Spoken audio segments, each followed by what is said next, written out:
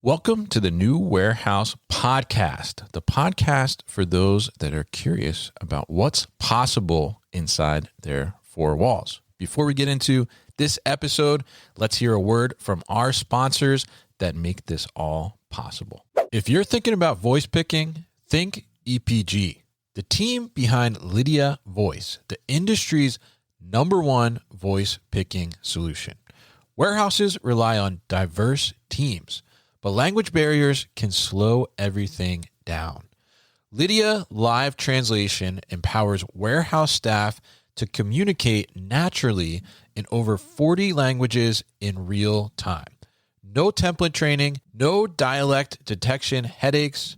See Lydia Live Translation in action at Modex this April in booth B11122. That's booth B11122, or visit epg.com to learn more. Are you drowning in pre-sales engineering? Struggling with resource allocation? Losing opportunities because it takes too long to respond? Quoting shouldn't take weeks. Every delay slows momentum and puts revenue at risk. Today's automation buyers expect instant answers, clear options, and numbers they trust.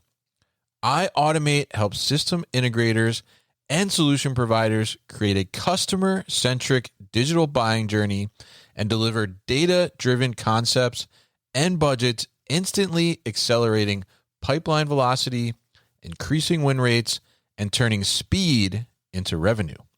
That's sales automation. Learn more at iautomate.app. That's iautomate.app. Running a 3PL with LPG or diesel forklifts? Fuel volatility, emissions, noise, and downtime add up fast. Big Joe Forklifts offers a smarter path with lithium-ion trucks featuring integrated batteries and onboard charging. No fuel handling, no tank swaps, fewer interruptions. Their Pulse telematics platform gives leaders real-time diagnostics, energy insights, and downtime prevention. You can see it all at Modex in booth 9313. That's booth 9313. And a special bonus, if you say Kevin Lawton sent me, you'll get an exclusive swag package. Check them out, booth 9313. That's Big Joe Forklifts. There's no guessing when it comes to operations. We need the truth. Surgair provides that truth when it comes to your most critical systems and operations.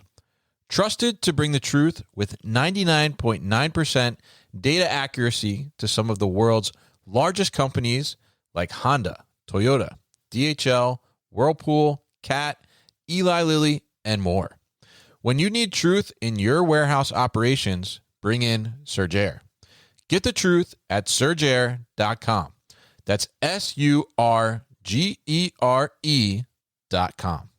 Is your fulfillment operation ready for the next surge in demand? Don't wait until productivity stalls to think about automation. Get proactive and talk to Ocado Intelligent Automation to find out when to start your automation journey, how smart software orchestration accelerates performance, and how AMRs like Chuck scale across sites and seasons. Learn how flexible deployment, ongoing support, and real scalability help you meet your customer expectations before peak hits. Head to OcadoIntelligentAutomation.com to start your warehouse automation journey and find them in booth B10119. That's B10119 at Modex. Thank you to our sponsors, and now let's get to the podcast.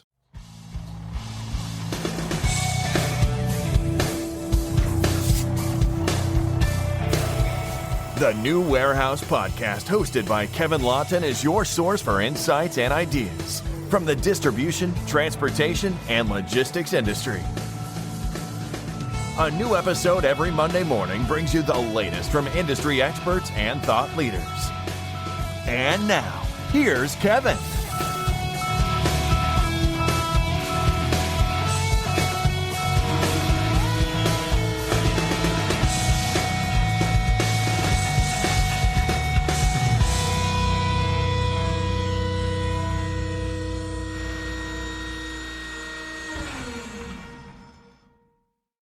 Hey, it's Kevin with the New Warehouse Podcast. We are on site here at Manifest 2026 in Las Vegas. And in the booth, our booth, joining me is the guys from Carton Cloud. We have Vincent Fletcher here and Shaun Hagen. Shaun has been on before. Vincent is a first timer. So welcome aboard here for joining us. So Carton Cloud, Vincent, why don't you kick us off here for people that aren't familiar? Just tell us a little bit about Carton Cloud. Yeah, absolutely. So we're a product that is a combined warehouse and transport management system. The business was started in Australia. Shaun led the expansion into North America about 4 years ago. And the product kind of, it actually came out of like a refrigerated 3PL business that was doing storage, pick and pack, and then last mile delivery. Sure. And we ran that business. We sort of took it over from some prior owners, and then kind of built Carton Cloud to really automate how it worked. And then started to realize we've actually built something quite unique. Yeah. And a few of our other businesses in our space, competitors, were sort of like, what are you using? And we said, oh, we're using this thing that we built. Yeah. And became a software company. Yeah. I like that, definitely. And you know, obviously proving out the use case yourselves, right, by putting it into practice, which I think is a fantastic thing. So Shaun, we talked to you last year at Manifest, so maybe you want to kind of tell us what the latest is with Carton Cloud since last year. Yeah, so it's been a really exciting year for us. I think last year it seems like just yesterday, but AI was still very much in its formative stages. Yeah. Since then we've seen that probably be the main theme from a technology perspective. Obviously, we've seen continued incremental improvements in things like robotics, but for us, it's been really exciting for us to be like embracing that internally in terms of the way we work, but also trying to find ways to like productively put that into the product as well. So it's been a really good year for us. We've continued to, I think, have some really great success in Australia.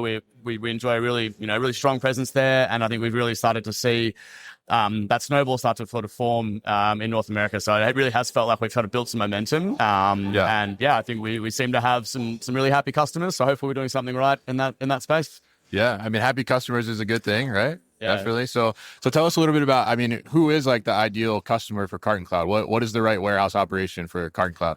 Yeah, so great question. So our ideal customer is a third-party logistics warehouse. Maybe 1 to 5 sites, 1 to 10 sites. And what we love is we love the reality of logistics. We are not an e-com specific. We are not just B2B. We can do anything under the sun. We're really good on the refrigerated logistics side. We're really good on the solar panels, and we can do the high volume e-commerce fulfillment. But what we love is partnering with our customers and helping them go and provide more services to their customers, being able to say yes to new business with confidence. Yeah. So that's really our ideal customer profile. Yeah, great. And I think that's great. And that's a lot of our audience too, right? So if you're listening, check them out. But tell us a little bit about, since we talked last year too, I mean, what were some of the kind of trends you saw in 2025, just in the industry in general? You mentioned AI a little bit, but what else was kind of happening out there, and where do you think we are maybe today in the beginning of 26? Yeah, it was a really interesting year because I think we don't have to rehash the details, but we had a lot of uncertainty and volatility in 2025. Yeah, that was the big word, right? Yeah. Uncertainty. Yeah. Yeah. We had tariffs, then we didn't have tariffs, then we had tariffs again. And, it was very hard to plan ahead with confidence. We saw continuation of labor market shortages and rising costs, put a lot of pressure on operators who essentially, had to be able to do more with the same or less. It wasn't like you could go and hire more staff if you needed them, even if you could afford them at the same time. And so I think what we saw was resilience and flexibility became a buzzword.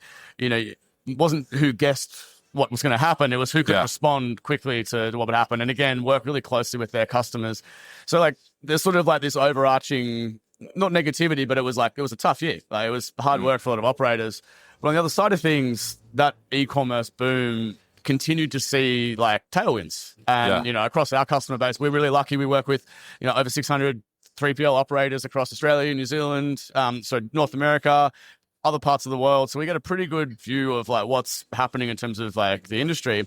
Order volumes are up 24% year on year. The peak was up 33% year on year. So you have this one warehouse that has to flex to get some pretty crazy volumes in, November, December, and then also be able to kind of scale back and support customers through the quieter period. So it was a weird year for operators. And then in the background, you had AI coming in and sort of potentially changing everything. But I think one of the things that's been really interesting to come back a year later is seeing where AI is actually delivering value, like where Right. it's, where it's supporting, where it's taking over, where it's just not quite there as well. So we saw that really drive an expectation to have connected data systems so that you can have an AI strategy. But I think we're still, wanting to see those real tangible like use case problems being solved by AI as well. Yeah, absolutely. And I think really interesting that you pointed out the order volume like increase, right? Even though like there's all this kind of, scariness, I guess, in a sense, where people are like, oh, this is going to cause big problems. Like people are still buying like crazy, right? On the e-commerce side. And we saw that certainly during peak, like you mentioned some of the numbers there. So I think that's really interesting. So Vincent, from your perspective, from like a product perspective, right? Some of these trends that are going on, how is Carton Cloud like either embracing them or helping your customers to meet some of these challenges, like increased order volume or navigate AI in some instances? Yeah. I mean, Shaun talked to the e-commerce stuff. Yeah. And historically, like going back a decade, Carton Cloud was predominantly used by B2B companies. Okay. Like sort of food and beverage type stuff going into bars and restaurants and cafes. Typically, bulky orders, palletized orders were very common, that kind of stuff. And what we've certainly seen our customers doing is they might have always been storing, say, palletized food additive or solar panels, as Shaun mentioned as well. But then all of a sudden they'll bring on a customer that needs them to do 600 orders a day, like D2C type stuff that just has to go straight out. And like it's totally different workflows and that kind of thing that you need there. And so, our last 18 months has really been on padding out what's needed to fulfill large numbers of orders as opposed to large orders. Yeah. And so we've been doing heaps of work there, like more storefront integrations, now a lot of carrier integrations, just the, things in the application, like pick-to-tote type flows, this sort of stuff, a completely revised packing process in our application and on the desktop app as well. Because what we found was that the stuff we'd built, it was great when you were dealing with, say, an order that contained 60 items, but it wasn't as fast for processing 61 item orders. And so that's been the big thing, because we're just starting to see that so many more of our customers are having to branch out into doing things that are quite different to their existing work. Yeah. And, they'll have all of these, they might have like 95% of their warehouse filled up with a handful of products, palletized products. Then they'll have one area where all of their staff are concentrated the entire day, and they're just shipping stuff out direct to customers. Yeah. It's just totally different workflows. Yeah. Yeah, absolutely. And I think it's important you mentioned the variation in kind of operations there and what can happen. And I love how you're looking at all of those and trying to address them, right? And making sure that you do that, because we see too, like a lot of 3PLs, right? Even though maybe they were strictly focused on e-commerce, right? Now they're also like seeing where the brands, they are getting into retail, right? So now like, how do we do that wholesale, right? And how do we do retail compliance and things like that? And that can be a learning experience for the 3PL just as much for the brand, right? So very interesting to hear that. And I'm curious, you mentioned AI a couple of times, right? So how are you all kind of embracing AI or working with AI? I would say most software companies are, like, we're using it very heavily internally, particularly in engineering, but also in other areas.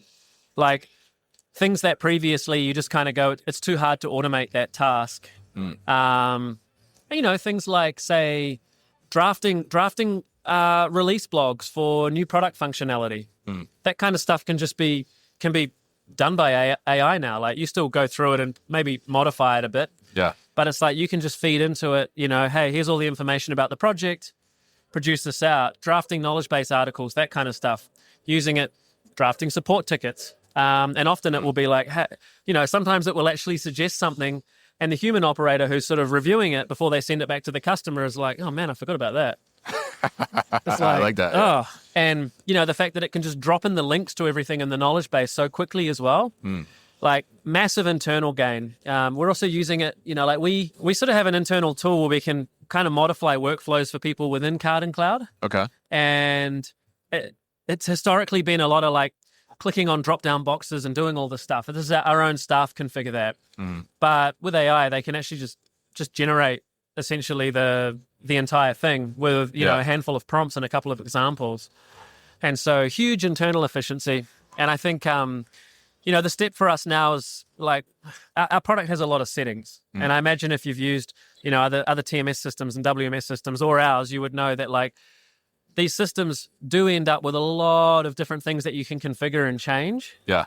And a key thing for us is that historically that has very much meant that the customers have to go to our knowledge base. They have to kind of identify, to get this desired outcome, I need to like turn this on and turn this other thing off, blah, blah, blah, and then it works. Being able to assist them there with AI to have it just configure those things, huge advantage, massively, accelerates the onboarding process because they don't have to learn the absolute depths of the settings to get the thing tailored really well.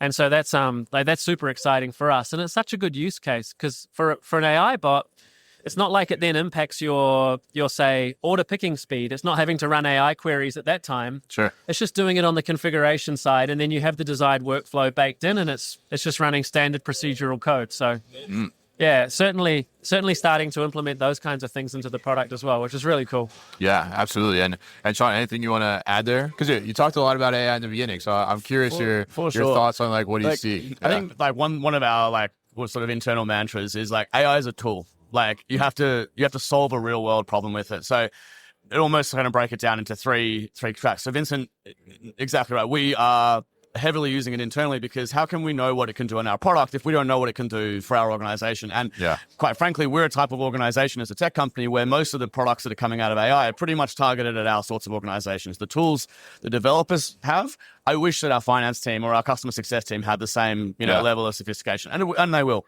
So we know we need to be using it so that we know what it can do. So we are solving problems for customers with AI in mind. Secondly is, how can we make their experience better? Setting configuration, decision support, insights, exception reporting. Where can we use AI in the tool?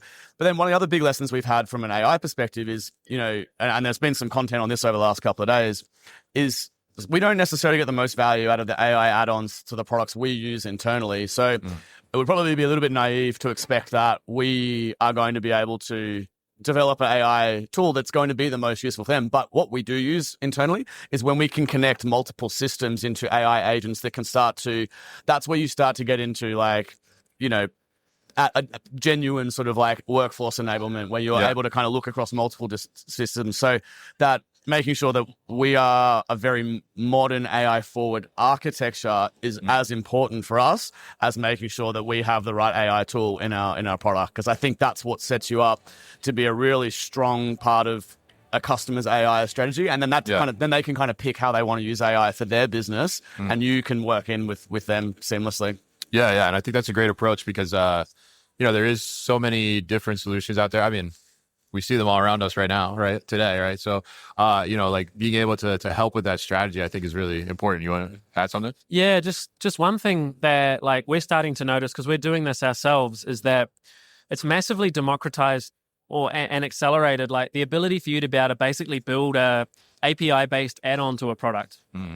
So if you already have, say, some sort of software and you essentially want to just extend it for your business case, provided that software has a strong API, you can go into Lovable or Replit or one of those tools and essentially just vibe code something that does that. Yeah.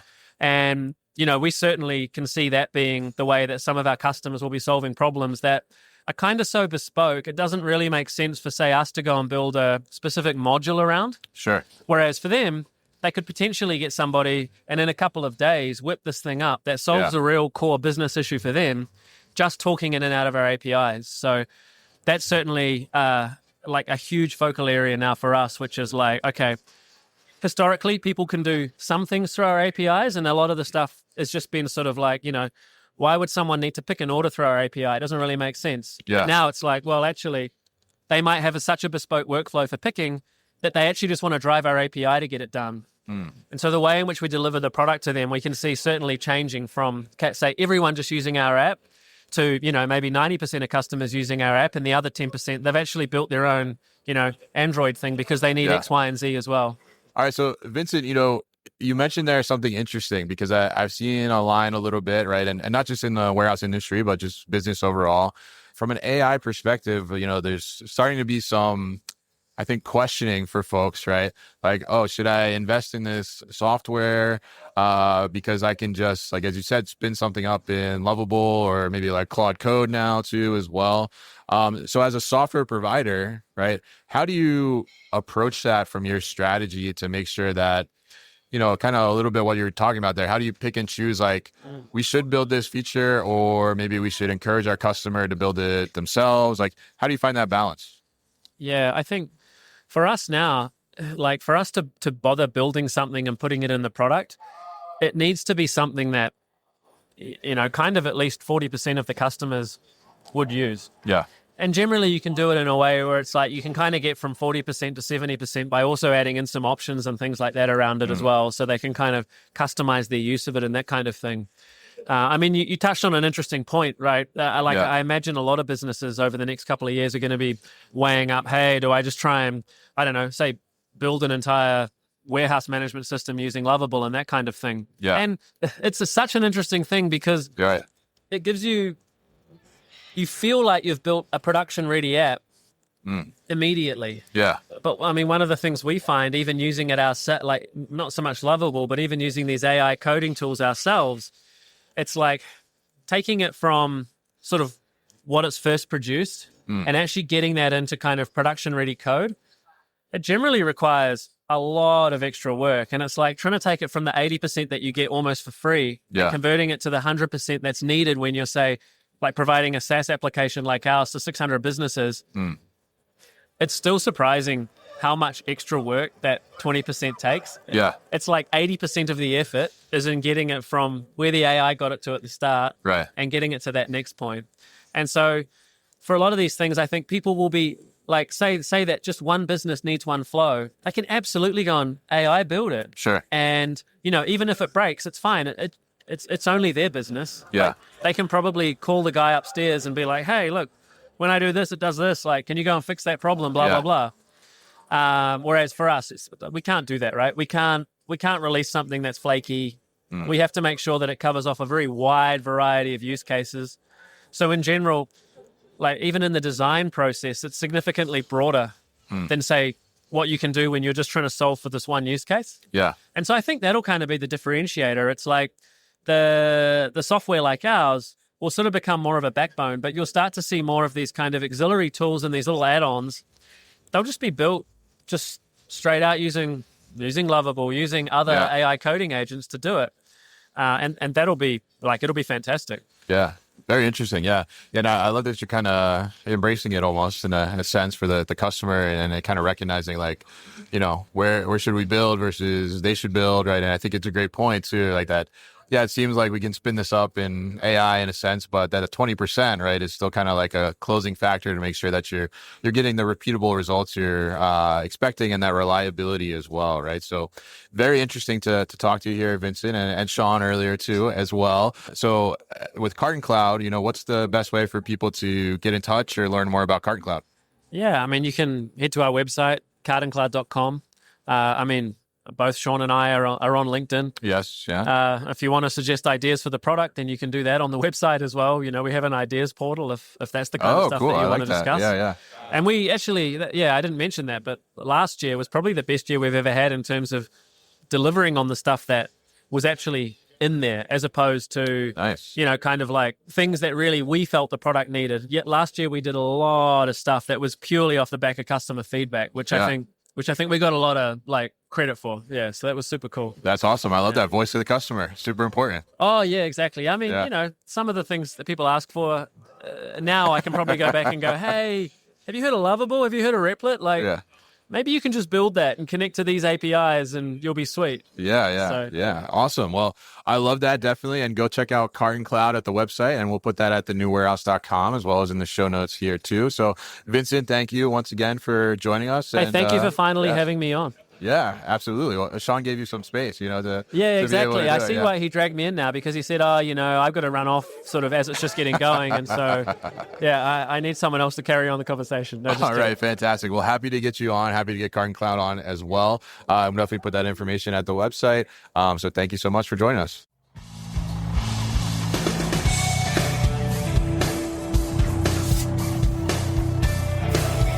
You've You've been listening to the New Warehouse Podcast with Kevin Lawton. Subscribe and check us out online at thenewwarehouse.com.